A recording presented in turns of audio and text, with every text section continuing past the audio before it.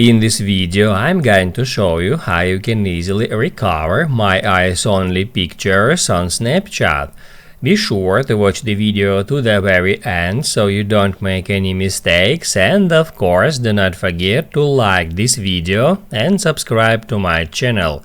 Thanks guys, so let's get started. And first off, open up Snapchat app, then tap at that icon and you will be taken to your memories.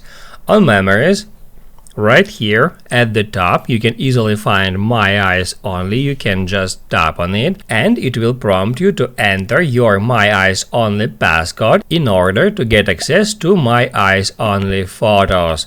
All you have to do is just enter your passcode and that's it.